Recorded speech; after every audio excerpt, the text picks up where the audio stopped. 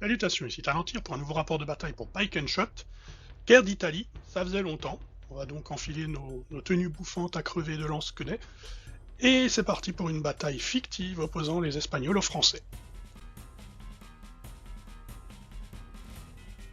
Le contexte de la bataille, je rappelle que c'est une bataille fictive.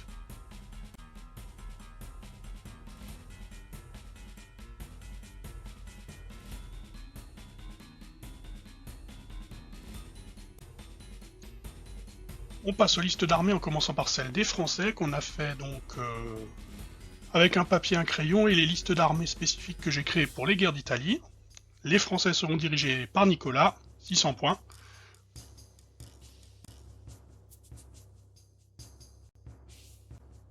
Et quant à moi, je prendrai le commandement des Espagnols.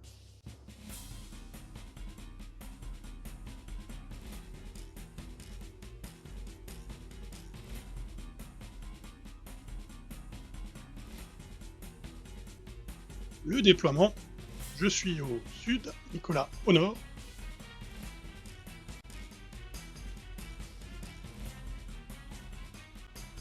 Sur ma droite, j'ai posé l'une de mes 3 brigades qui sont relativement équilibrées. Celle du comte Belafonte avec une avant-garde de gendarmes espagnols, des piquiers, des arquebusiers et une petite batterie d'artillerie composée de 2 canons, un mortier et un canon moyen. Au centre, j'ai fait une seconde batterie avec les 2 canons légers des 2 brigades restantes, à côté du village de Casteri. Des piquiers et des arquebusiers espagnols de la brigade Obrador sont au centre.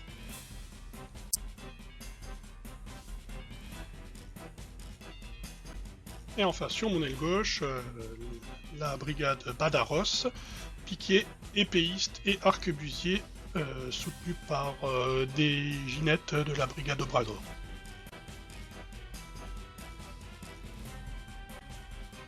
En face, Nicolas a déployé une brigade mercenaire avec ses Suisses et ses Lansquenets avec un canon lourd, le tout commandé par le comte de Bourdon.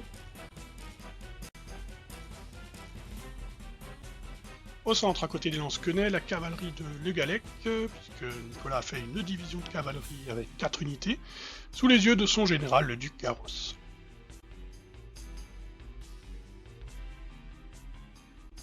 Et enfin, sur son aile gauche, la petite brigade des Lansquenets dirigée par Albrecht von Münster, des Lansquenets piquiers et des Lansquenets arquebusiers avec un mortier. Je prends le premier tour et donc je fais approcher mes ginettes pour pouvoir tirer au javelot sur les Suisses, mais sans résultat. Et je fais avancer un petit peu les piquiers espagnols.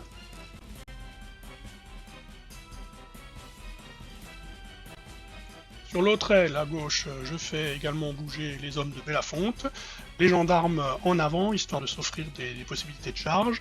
Mon artillerie tente de shooter les lansquenets qui sont droit devant sans causer de dégâts.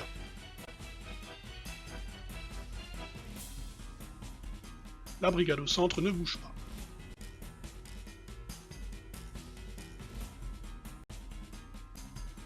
Et les canons de ce côté-ci n'ont pas plus de succès.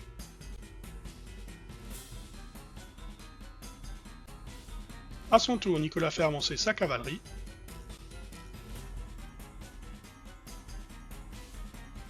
Que j'accueille avec moult tirs et 0 blessure. C'est vraiment très mauvais.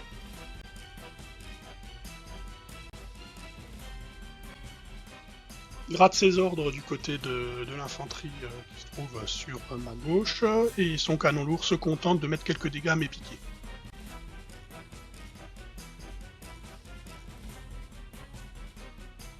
C'est de nouveau à mon tour et je fais charger mes gendarmes espagnols contre ces coutillés qui étaient à portée. Il me fallait 3 mouvements, je les ai réussis.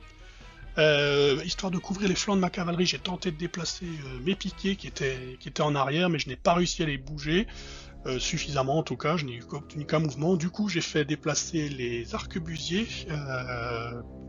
qui ont effectué des tirs contre les lansquenets ennemis, mais sans grand résultat. Sur la colline derrière, une fois encore, le canon et le mortier sont complètement à faune.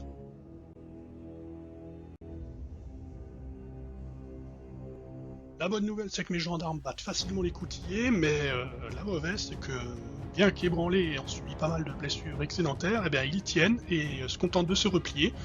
Du coup, je me retrouve à devoir choisir entre avancer pour tenter de me rapprocher, mais de me retrouver en tenaille à l'intérieur du dispositif ennemi, ou battre en retraite, ce qui était plus prudent, du coup je bats en retraite. Pendant ce temps, j'ai tenté également de déplacer mes ginettes de la droite pour qu'ils contournent le village, mais je n'obtiens qu'un seul mouvement, d'ailleurs il leur faudra des plombs pour qu'ils arrivent finalement de l'autre côté du village.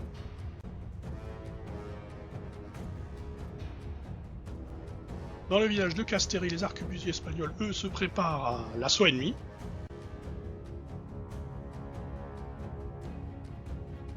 C'est au tour de Nicolas, ses tireurs en lance-quenet échangent des tirs avec les miens, mais sans plus de succès, et son mortier rate son tir sur les gendarmes. De toute façon, les mortiers, que ce soit le sien ou le mien, ils rateront pratiquement tous leurs tirs.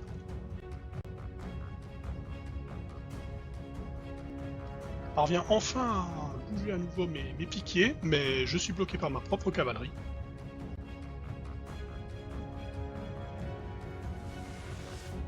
C'est nouveau le tour de Nicolas, ses chevaux légers tentent une charge sur les arquebusiers espagnols que j'avais sortis du bois pour pouvoir leur tirer dessus. Je rate le test de commandement pour former le hérisson avec les piquiers à proximité, et du coup je prends la charge de plein fouet.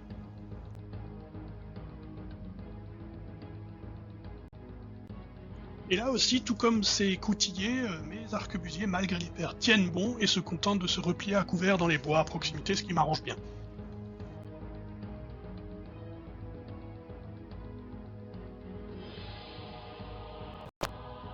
À l'ouest, après avoir tenté une première fois de charger mes ginettes sans succès, puisque j'avais réussi une évasion, Nicolas tente cette fois-ci un suivez-moi, ce qui permet à son unité de choper mes cavaliers, mais là aussi, malgré une victoire nette et facile, eh bien mes ginettes ne déroutent pas, et se contentent de se replier ébranlés, laissant les Suisses un peu isolés en avant. Il pivote donc son unité, histoire de faire face à mes épéistes espagnols qui vont certainement le charger.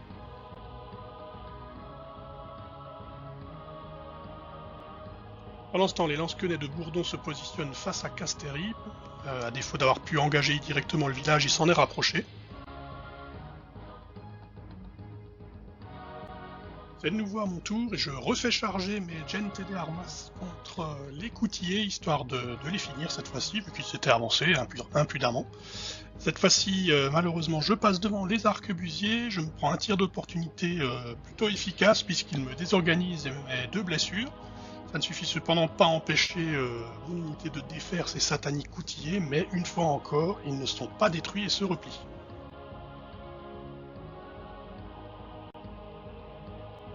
Au centre, les tireurs espagnols retrouvent enfin leur efficacité, puisque les tirs combinés des arquebusiers dans le village, de ceux qui sont dans les bois, ainsi que la mitraille de mes canons, déroutent enfin les chevaux légers français.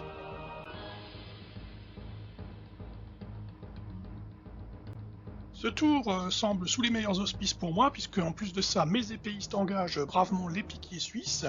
L'assaut semble visiblement perturber les Suisses, puisqu'ils n'arrivent pas à organiser leur défense. Nicolas fait 0 touche sur ses attaques, tandis que moi je le taille en pièces, littéralement.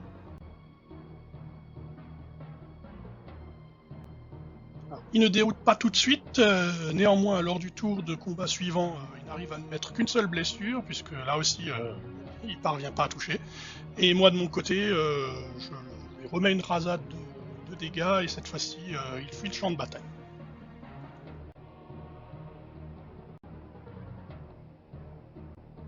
Pendant ce temps, Nicolas a fait charger ses lance-quenets contre le village, tandis que ses arquebusiers ouvrent le feu sur mes piquiers espagnols qui subissent de lourdes pertes et sont ébranlés et désorganisés, mais heureusement je réussis le test de commandement.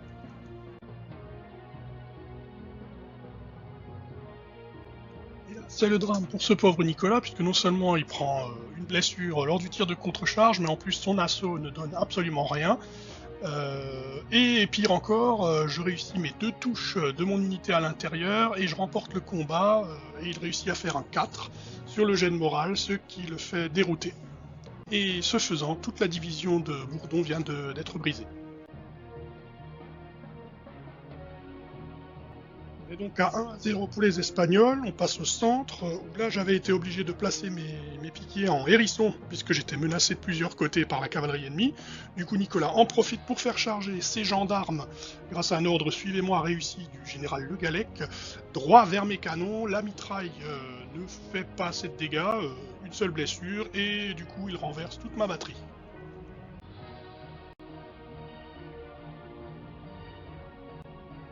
Adios donc ma batterie centrale.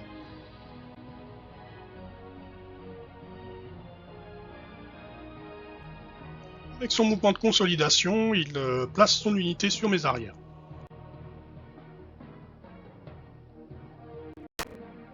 Enfin, sur la partie est, les arquebusiers lance-quenets de Nicolas causent des pertes à mes gendarmes espagnols qui se retrouvent à nouveau désorganisés et ne pourront donc pas jouer, ils se retrouvent bloqués au centre du dispositif ennemi. C'est de nouveau à mon tour et je lance les épéistes espagnols contre ceux qui restent de la division Bourdon, c'est-à-dire les arquebusiers. Je suis un peu trop confiance puisque mes Rodeleros se prennent un tir de contre-charge violent qui les désorganise et leur inflige de blessures. J'ai également fait passer mes ginettes espagnoles, en tout cas l'unité qui se trouvait à l'ouest, dans le dos des Français, mais comme elles sont ébranlées pour le moment, je ne peux pas tenter de charge, même contre les canons, mais j'envisage éventuellement plus tard de ramener un général pour tenter de les rallier.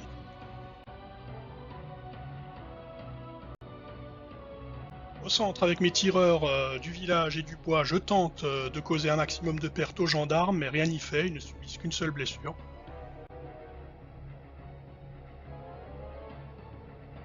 Tandis que mon unité de piquier au centre, qui pourrait m'être très utile pour leur faire barrage, se retrouve en fait bloquée en position hérisson à cause de la proximité des arbalétriers montés que Nicolas a évidemment laissé en place à dessein.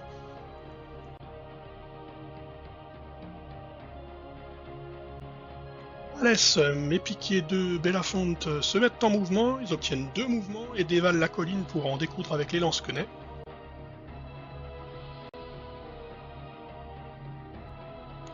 Sauf qu'en faisant ça, je laissais mon artillerie sans défense et Nicolas tente à nouveau un ordre suivez-moi qu'il réussit avec le Gallec et les gendarmes et il trace 3 mouvements tout pile pour pouvoir impacter ma batterie et la neutraliser à son tour.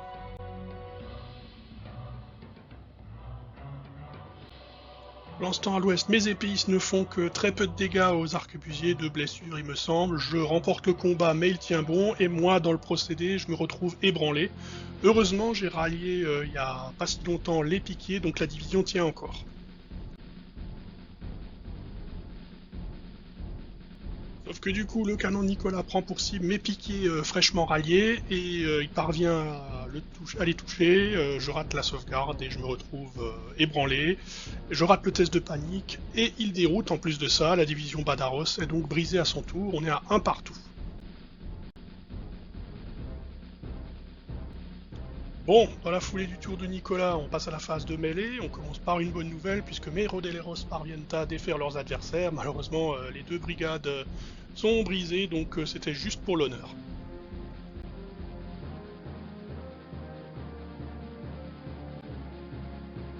À l'est, les lance-quenets avaient engagé les piquiers espagnols, et dans la foulée de la destruction de ma batterie, Nicolas a évidemment pivoté ses gendarmes pour pouvoir me charger au prochain tour dans le dos.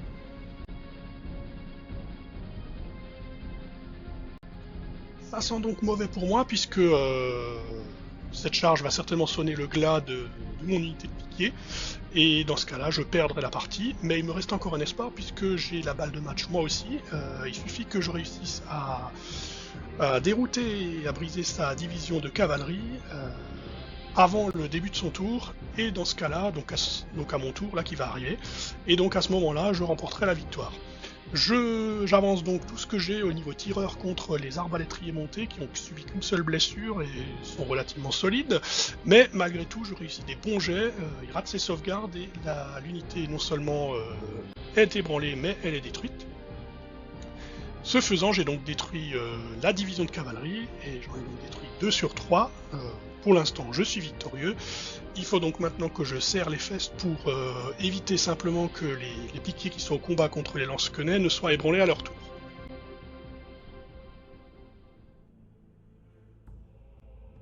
Malheureusement, alors même que mes piquiers avaient remporté le round de combat précédent lors de la charge des lance-quenets, eh bien cette fois-ci ce sont les lance-quenets qui ont la haute main et ils réussissent, après un suspense insoutenable, à me mettre suffisamment de blessures pour m'ébranler, et donc nous sommes dans un cas de figure qui existe au niveau des règles mais qui arrive pas souvent, c'est-à-dire que nous sommes à égalité. Vu que là c'est encore mon tour, pendant mon tour je lui ai détruit 2 divisions sur 3, et pendant ce tour-ci il m'a également détruit 2 divisions sur 3. Les règles disant qu'au début d'un tour de n'importe quel joueur, on vérifie si la moitié ou plus des divisions ont dérouté, c'est le cas pour les 2 joueurs, donc c'est une égalité, les 2 armées battent en retraite. Du coup, devant l'ampleur des pertes, le duc Roland Garros et le général Rodrigo Montoya décide donc de repartir vers leur camp à la suite de cette partie indécise et sanglante.